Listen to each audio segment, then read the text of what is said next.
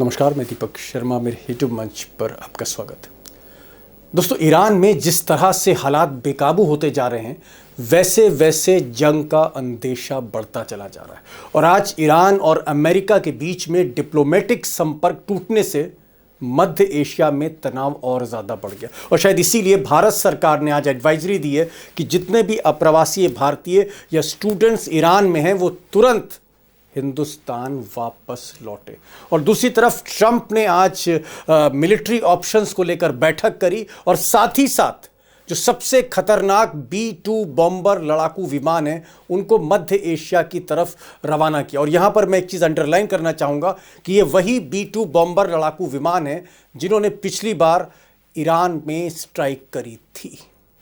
अब ट्रंप की इन धमकियों को लेकर ईरान के जो सुप्रीम लीडर हैं अली खामनेई, उनके राजनीतिक सलाहकार, बहुत ही पावरफुल उनके पॉलिटिकल एडवाइजर अली शामखानी ने आज बड़ा ऐलान किया। उन्होंने कहा कि अगर ट्रंप और उनकी फौज स्ट्राइक करती है ईरान की धरती पर तो इस बार इजराइल नहीं बचेगा। यानी शामखानी ये कहना चाहते हैं कि उनका पहला टारगेट रिटेलिएशन में, जवाबी हमले में इजराइल होगा और उनका दूसरा टारगेट मध्य एशिया में जो यूएस एयरबेस हैं वो होंगे, वो टारगेट होंगे। और सबसे बड़ी बात यह कि ये वही शामखानी है जिनका असैसिनेशन अटेम्प्ट हो चुका है और जो आज की तारीख में ना सिर्फ सिक्योरिटी एक्सपर्ट हैं, पॉलिटिकल एडवाइजर भी अली खामनेई के और खामनेई की एब्सेंस में सारे फैसले लेते हैं, ऐसा कहा जाता है। और दोस्तों, जो बड़ी खबर है वो ये है कि ट्रंप ने आज अमेरिका में मिलिट्री ऑप्शंस को लेकर, सैनिक विकल्प को लेकर अपने सुरक्षा विशेषज्ञों के साथ इंपॉर्टेंट बैठक की। अब सैनिक विकल्प से मेरा मतलब है कि ट्रंप मिलिट्री ऑप्शंस देख रहे हैं, वो विकल्प देख रहे हैं कि कहाँ कहाँ हमला किया जा सकता है, कैसे कैसे हमला किया जा सकता है और एक्चुअल टारगेट क्या होने चाहिए अमेरिका के ईरान में। अब इस तरह की खबरें जाहिर तौर पर अखबारों में तो नहीं आएंगी, लेकिन जो जानकारों का कहना है, उनका जो मानना है वो ये है कि ट्रंप दरअसल अली खामनेई पर सीधा अटैक नहीं करना चाहते हैं। तख्ता पलटने के लिए या तख्ता पलटने की कोशिश में वो अली खामनेई पर सीधे हमला नहीं साधना चाहते हैं, क्योंकि इसके तमाम और कारण हैं जो मैं आगे डिस्कस आपसे करूँगा। लेकिन फ़िलहाल उनका जो निशाना है, असली निशाना ट्रंप का है, वो ईरान की सबसे पावरफुल आर्मी, वो आर्मी जो अभी तक बैरिक से बाहर नहीं निकली है, तैयारी में लगी हुई है रिटेलिएशन करने के लिए। उन आर्मी के हेडक्वार्टर्स और आर्मी के ठिकानों पर ट्रंप एयर स्ट्राइक करना चाहते हैं। और ट्रंप का जो दूसरा सैनिक विकल्प है, यानी दूसरा जो टारगेट है, वो ईरान की आर्मी के साथ साथ जो ईरान का मिसाइल प्रोग्राम है वो भी निशाने पर है। खासकर जो हाइपरसोनिक मिसाइल हैं जिसने कहर बरपा दिया था पिछली बार इजराइल में, उन मिसाइलों के पूरे इंफ्रास्ट्रक्चर को ख़त्म करना चाहते हैं अमेरिका के B-2 बॉम्बर्स, जिसकी तैयारी ट्रंप कर रहे हैं। अब ट्रंप ये एयर स्ट्राइक्स 48 घंटे में करते हैं, 72 घंटे में करते हैं, ये जैसा इजराइल कह रहा है, सलाह दे रहा है कि वो टाल भी सकते हैं कुछ दिनों के लिए। ये फैसला अल्टीमेटली डोनाल्ड ट्रंप को ही लेना होगा और वही लेंगे। अब दोस्तों, एक और डेवलपमेंट आज हुआ जिससे थोड़ा सा युद्ध का अंदेशा बढ़ता हुआ दिख रहा है। ट्रंप ने ऑर्डर किया, जो अखबारों में आया है, कि मिडिल ईस्ट में जो यूएस एयरबेस, यानी जहां पर मध्य एशिया के जिन देशों में यूएस का बेस है, जैसे कतर में है, सऊदी अरब में है, कुवैत में है, ओमान में है, यूएई में, ये जो एयरबेस हैं इनसे ज़्यादा से ज़्यादा विड्रॉल हो रहा है। यहाँ से जो असेट्स हैं, असेट्स मतलब जो लड़ाकू विमान हैं और इस तरह के और लड़ाकू साजो सामान हैं, उनको वहाँ से शिफ्ट किया जा रहा है, हटाया जा रहा है और अमेरिकन पर्सनल्स को भी विड्रॉ किया जा रहा है। अब ये जो एयरबेस है, खासकर कतर में जो एयरबेस है, अगर इससे जहाज़ वहाँ से शिफ्ट किए जा रहे हैं तो इसका मतलब क्या है कि क्या ट्रंप एयर स्ट्राइक करना चाह रहे हैं और उनको लगता है कि जब जवाब में ईरान की मिसाइल वहाँ गिरेंगी तो अमेरिका का नुकसान कम हो, ये वो एंटिसिपेट कर रहे हैं। लेकिन इससे भी बड़ा जो सवाल है वो ये है कि ट्रंप कहाँ स्ट्राइक करेंगे और अली खामनेई से थोड़ा घबरा क्यों रहे हैं, उन पर निशाना क्यों नहीं साधना चाह रहे, उसके पीछे क्या वजह है।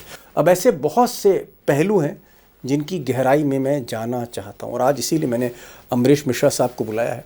अमरीश मिश्रा इस महीने के पहले हफ्ते में तेहरान में ही थे, वहाँ उनकी वहाँ के मिलिट्री एक्सपर्ट्स, वहाँ के मिलिट्री जर्नलिस्ट, उन सब से बात हुई है, पॉलिटिकल लीडर से बात हुई है। और मैं कह सकता हूँ आज की तारीख में हिंदुस्तान में वो ऐसे एक्सपर्ट हैं जो सबसे ज़्यादा अपडेटेड है, क्योंकि 2 तारीख को ही वो हिंदुस्तान वापस लौटे। उनसे बहुत से मैंने आज सवाल किए हैं। अली खामनेई पे सवाल किया है, ईरान की आर्मी पे सवाल किया है, मैंने इजराइल पे भी सवाल किया क्योंकि वहाँ भी उनके कॉन्टैक्ट्स हैं। उनको सुनिए, ये जो जंग जैसा माहौल लग रहा है, इसके बारे में आपको सबसे सही जानकारी मिलेगी। पहला सवाल ये है कि ये बात एकदम सही है कि अमेरिका ने तैयारी युद्ध की कर ली है, युद्ध स्तर पर तैयारी है, युद्ध की तैयारी है, किसी भी मोमेंट पे एयर स्ट्राइक्स हो सकती हैं। लास्ट क्लियरेंस ट्रंप को देना है। आप कह सकते हैं कि जो फाइनल एक काउंटडाउन है वो शुरू हो चुका है। मैं ये जानना चाह रहा हूं कि अगर ये स्ट्राइक होती हैं तो अमरीश भाई, ट्रंप के सामने ऑप्शंस क्या है?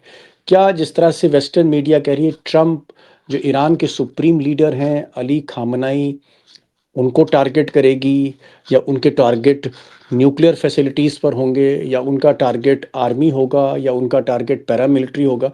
इस वक्त अगर एयर स्ट्राइक होती है, किसी भी समय हो सकती है, 72 घंटे, 48 घंटे या 72 घंटे बाद, टारगेट क्या है मिस्टर ट्रंप का?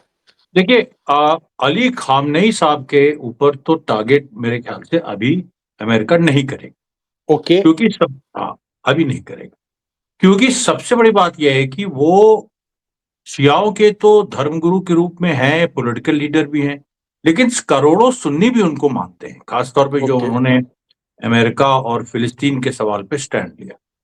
तो जी। इस्लामिक वर्ल्ड के लिए ये बहुत बड़ी बात हो जाएगी, और फिर एक रिलीजियस वॉर जैसी स्थिति क्या अमेरिका चाहेगा इस समय कि रिलीजियस वॉर हो जाए? तो जी। अली खamenei पे सीधे स्ट्राइक करके उनको डिकैपिटेट करना, ये अभी हम फिलहाल रूल आउट करते हैं। दूसरी जो संभावना है कि आईआरजीसी के जो ईरान की जो सेना है, उसके जो ठिकाने हैं, जो ईरान की मिसाइल टेक्नोलॉजी है, जो ईरान का सबसे बड़ा अस्त्र है, उसके जो ठिकाने हैं, जो बासिज वहां की पैरामिलिट्री है, उसके जो बड़े बड़े ठिकाने हैं, वहां पर अमेरिका टारगेट कर सकता ओके। है। एक बड़ी चीज ये है। जी। नहीं, नहीं, यहाँ पर एक चीज़ जानना चाहते हैं, आर्मी पर ही टारगेट क्यों है? मतलब आप कह रहे हैं कि खामनेई को वो टच नहीं करेंगे फिलहाल। हालांकि ट्रंप का कोई भरोसा नहीं, मैं तो बिल्कुल यकीन नहीं करता उनके वादे और इरादों पर, कुछ भी कर सकते हैं। लेकिन आपने कहा कि चलिए ठीक है, आप एक्सपर्ट हैं, और आपने कहा कि खामनेई पर वो अटैक करेंगे तो फिर ये रिलीजियस वॉर एक हो जाएगा, एक कम्युनल जो है वो अटैक माना जाएगा। आर्मी पर अटैक है, क्या आपको लगता है कि आर्मी पर अटैक करना इसलिए ज़रूरी है कि आर्मी ही असली ताकत है, सारी ताकत, सारा पावर, और ईरान की जिस तरह से एक रुतबा है पूरे मिडिल ईस्ट में, उसके पीछे जो उसकी बैकबोन है आर्मी है, इस बैकबोन को तोड़ना चाहते हैं ट्रंप, ये आप कहना चाह रहे हैं? लगभग यही बात है। देखिए, क्या है कि एक संभावना ये जताई जा रही है, अगर अली खामनेई पे स्ट्राइक होती है तो जी। आईआरजीसी यानी ईरान की सेना टेक ओवर कर ली, ओके। यानी ईरान में मिलिट्री रूल की स्थिति बन जाएगी। और अगर मिलिट्री रूल की स्थिति बनती है तो अमेरिका के लिए वो कहीं से भी अच्छा नहीं है। क्यों? क्योंकि ईरान की फौज ही तो एक तरह से उसका रुतबा है, उसकी उसका ताकत रसूख है। है और ताकत है। और जिस तरह से ईरान की फौज ने अपने एसेट्स बनाए हैं, जिस तरह से मिसाइल्स बनाए हैं, जिस तरीके से उन्होंने व्यू रचना की है पूरे ईरान में, अपने साजो सामान की, अपने हथियारों की, अपने असलहों की, तो आईआरजीसी पे जो हमला ट्रंप इसलिए कर सकते हैं कि जो सबसे बड़ी खामनेई पे अटैक करने के बजाय उनकी सबसे बड़ी ताकत पे हमला कर दो, ओके। उनकी सबसे ओके। बड़ी ताकत पे हमला कर दो, नहीं, तो एक बड़ी इससे वो ट्रिपल हो एक बड़ा जाएगी। पॉइंट, एक बड़ा पॉइंट अमरीश भाई, आपने कहा कि अगर खामनेई पर अटैक करते हैं, खामनेई को एलिमिनेट करने की कोशिश करते हैं, तो एक रिलीजियस कलर आ जाएगा इस पूरे अटैक में। और दूसरा, अगर खामनेई साहब किनारे होते हैं, रिलीजियस क्लर्जी किनारे होती है, जो धार्मिक उनके गुरु हैं ईरान में, वो अगर किनारे होते हैं और आर्मी टेक ओवर करती है, तो ये मिलिट्री रूल है, ये कहीं ज़्यादा जो है सिरदर्द है अमेरिका के लिए। यहाँ पर एक चीज़ मैं और जानना चाहूँगा कि मान लीजिए अगर ये एयर स्ट्राइक्स होते हैं, तो फिर क्या इस तरह की इनपुट आ रही है ईरान से? ईरान में लोगों से आपकी बात हो रही है, वहाँ के पत्रकारों से बात हो रही है, मिलिट्री एक्सपर्ट से बात हो रही है। क्या ईरान भी रिटेलिएट करेगा? और अगर रिटेलिएट करता है, तो फिर ईरान कहाँ हमला करने जा रहा है? देखिए, ईरान की जो इस समय जिस तरह से उसने मिसाइलें अपनी लगाई हुई हैं, वो वेस्ट से लेके ईस्ट पूरे सब जगह उसकी मिसाइलें लगी हैं। बल्कि मैं आपको बताऊं कि कुछ ईरान के बड़े फेमस आइलैंड्स है, एक तो रिश आइलैंड है जो टूरिस्ट स्पॉट भी है, वहां भी उसने मिसाइल लगाई है। जो स्ट्रेट ऑफ हुर्मुज में जो अमेरिकन एयरक्राफ्ट कैरियर्स हैं, उनको वो सीधे वॉच कर रही है। वो एक ओके। ताकि अगर क्योंकि ये संभावना है कि एयरक्राफ्ट कैरियर से भी अमेरिका हमला करे। पिछली बार उसने टॉप हॉक मिसाइल्स मारे थे एक इरानियन न्यूक्लियर फैसिलिटी पे अपने एयरक्राफ्ट कैरियर से। तो इस बार उस पे भी नजर है। जो 3 आइलैंड्स और हैं, ग्रेटर तुन, लेसर तुन, ये और उसमें एक और है अबू मोसी करके, तो उन तीनों पे वो भी वॉच टावर बने हुए, मिसाइल्स लगी हुई। तो एक तो देखिए, ईरान का रिटेलिएशन अगर एयरक्राफ्ट कैरियर से हुआ तो वो, और नहीं भी हुआ, चलिए कहीं और से भी हुआ, तो एयरक्राफ्ट कैरियर उसके सीधे निशाने पे है। एक तो ये हो। ओके। ओके। दूसरी बात जो है कि जो अमेरिकन बेसिस है, और अमेरिकन बेसिस में देखिए, जो सीरिया में जो बेसिस हैं, जहां पर अमेरिका की अपनी एक ग्राउंड फोर्सेस भी बहुत बड़ी मात्रा में नहीं, लेकिन छोटी मात्रा में हैं।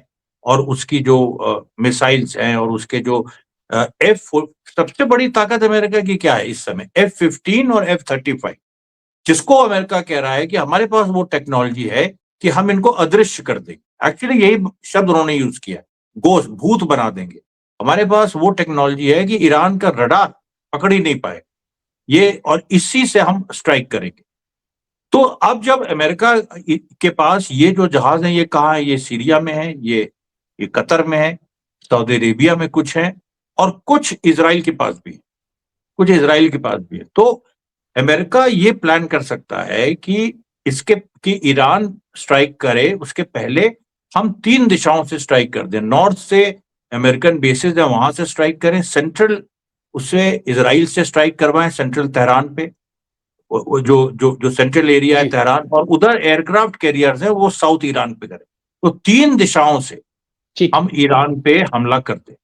बड़ी बात आपने की। आपने कहा कि जो स्ट्राइक होंगी, जो हवाई हमले होंगे, बमबारी होंगी, एक तो सीधे जहाज अमेरिका के बेस से उड़ेंगे, और दूसरा आपने कहा अटैक जो होगा वो जहाजी बेड़े जो हैं, जो एयरक्राफ्ट कैरियर, जो बड़े समंदर में जहाजी बेड़े खड़े हैं अमेरिका के, वहां से स्ट्राइक होगा। और दूसरा आप तीसरा कह रहे हैं कि इसराइल के धरती से स्ट्राइक हो सकता है, यानी 3 तरफ से ये स्ट्राइक होगा।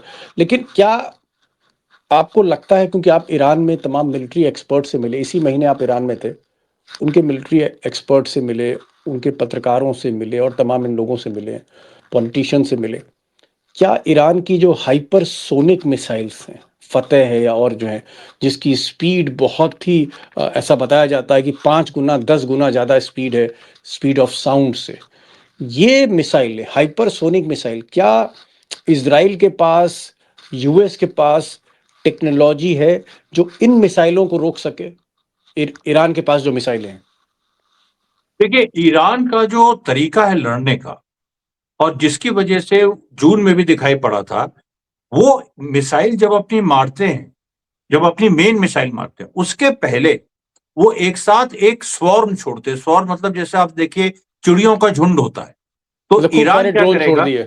जी। हाँ, तो ईरान क्या करेगा कि 500,000 ड्रोन पहले छोड़ देगा। अब वो 500,000 ड्रोन को प्रिवेंट करने में अमेरिका इजराइल का एयर डिफेंस सिस्टम खर्च हो जाएगा।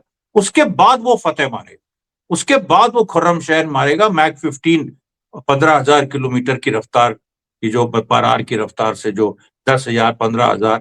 तो ये जो टैक्टिक्स है, इससे अमेरिका इजराइल कैसे पार पाएंगे? ये अभी तक अनबीटेबल रही है अभी एक चीज तक। और जानना चाहूंगे अमरीश भाई, क्योंकि आप अमेरिका को वॉच कर रहे हैं, इसराइल को वॉच कर रहे हैं, ईरान को वॉच कर रहे हैं, मिडिल ईस्ट के आप एक्सपर्ट हैं, क्या घबराहट है अमेरिका में? क्योंकि मुझे ऐसा लगता है और मेरा मानना है कि ईरान सबसे बड़ी ताकत है, मिलिट्री ताकत है, टर्की से बड़ी ताकत है, सऊदी अरब से बड़ी है, पाकिस्तान से बड़ी है।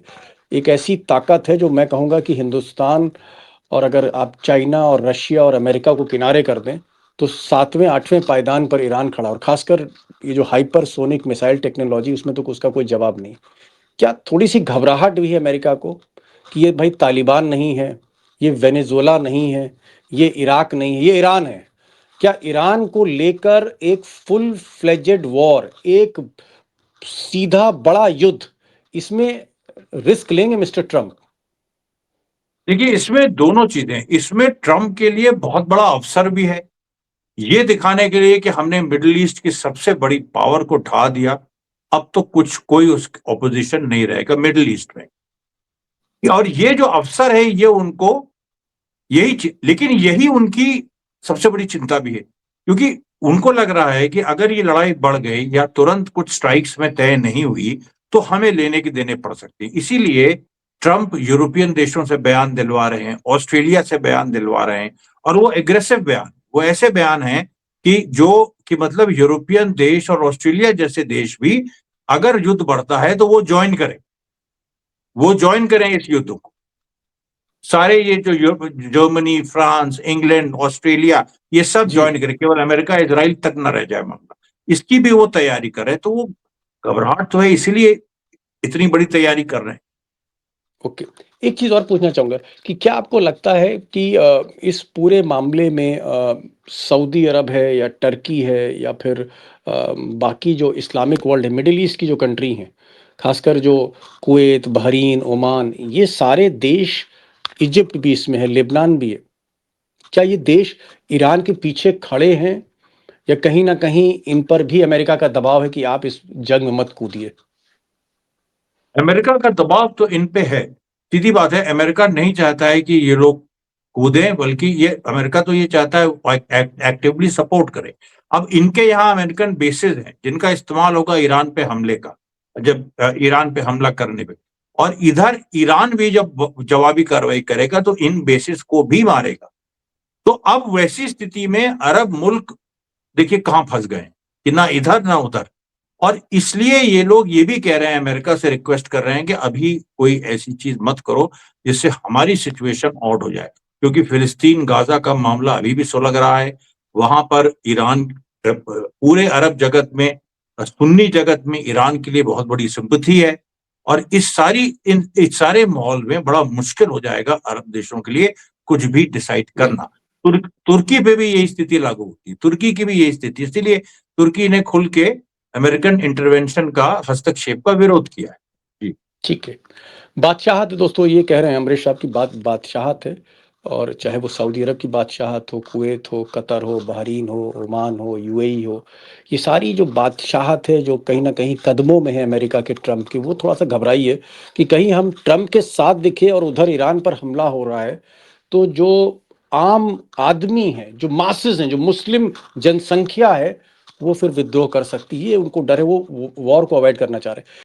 आखिरी सवाल अमरीश जी, क्या आपको लगता है कि अगर ये हिंसा रुक जाए, हिंसा 2-3 दिन में रुक जाए तो चीज़ें थम सकती, लेकिन अगर ये वायलेंस बढ़ती है, ये वायलेंस और बढ़ती है, अब उसके पीछे मोसाद हो या उसके पीछे सीआईए हो, मैं उस विषय में नहीं जा रहा हूँ, अगर ईरान में वायलेंस बढ़ती है तो क्या फिर हम देख रहे हैं कि ट्रम्प हमला कर सकते हैं, फिर ईरान जो है जवाबी हमला कर सकता है, युद्ध की स्थिति आ सकती है? एक युद्ध की स्थिति आपको दिख रही है, एक वॉर की स्थिति दिख रही है, आज नहीं, कल नहीं, परसों? युद्ध की स्थिति तो निश्चित दिख रही है, क्योंकि अगर प्रोटेस्ट और आगे बढ़ते हैं तो ईरान ने पहले ही कह दिया है कि ये अमेरिका मोसाद करा रहा है, तो उसको एक फर्स्ट स्ट्राइक का अधिकार है। ये ईरान का बयान आ चुका है, गालिबाफ, उनके पार्लियामेंट्री स्पीकर का। और उस स्थिति में अमेरिका भी ये सोच रहा है कि प्रोटेस्ट के बीच में अगर हम हमला करें तो वो ज्यादा कारगर होगा, उसमें हम ज्यादा जस्टिफाई कर सकते हैं। तो दोनों ही स्थिति में देखिए ये युद्ध तो तय है, और इसमें ईरान भी कन्फ्रंटेशनल एक मूड में है। वो भी ये कह रहा है कि हम ऐसे कब तक दबाए जाएंगे, हमको जवाब देना है, और ये जवाब इसी बार आ जाए तो सबसे बेहतर है। ओके, जी जी। अमरीश मिश्रा थे, कई चीज़ें इन्होंने बताई कि क्या ट्रम्प के टारगेट होंगे। अली खामनाई की जगह आर्मी जो है, मिसाइल बेस हैं, न्यूक्लियर फैसिलिटीज़ है, ये बेसिक प्राइमरी टारगेट्स हैं ट्रम्प के, अमेरिका के, यूएस डिफेंस के। दूसरी चीज़ उन्होंने कहा कि खामनाई को अवॉइड करना चाहते हैं, क्योंकि खामनाई फिर को अगर टारगेट किया जाता है, खामनाई पे हमला होता है, मिसाइल अटैक होता है अमेरिका का, तो सिचुएशन फिर अमेरिका के लिए भारी पड़ सकती है, क्योंकि इस्लामिक वर्ल्ड एक हो जाएगा, पूरे युद्ध का जो रंग है बदल जाएगा, एक आप कह सकते हैं कम्युनल सांप्रदायिक जो है इसमें कलर आ जाएगा, और वो अमेरिका फिलहाल अफोर्ड नहीं कर सकता। और तीसरी बात ये कह रहे हैं कि ईरान जो है, ईरान भी जैसे आप कहते हैं कोई तपा बैठा होता है, मौके का इंतजार होता है कि जहां फर्स्ट अटैक हुआ या ऐसा उसने प्रीएम्प्ट किया, तो फिर ईरान के टारगेट पर यूएस के जितने एयर बेस हैं वो हैं, और इन एयर बेस पे अगर ईरान टारगेट करता है, और फिर मध्य एशिया की सबसे बड़ी ताकत ईरान भी हो सकता है। तो दोनों तरफ से स्टेक्स बहुत हाई है, देखना है कि आगे क्या होता है। लेकिन एक चीज दोस्तों मैं कहना चाहूंगा कि हिंसा अगर नहीं रुकती तो ये हिंसा धीरे धीरे ऐसा लग रहा है कि युद्ध की तरफ परिस्थितियों को ले जाएगी। अमरीश भाई बहुत बहुत शुक्रिया, आप इस प्रोग्राम में आए। Thank you so much for joining this programme. Thank you so much.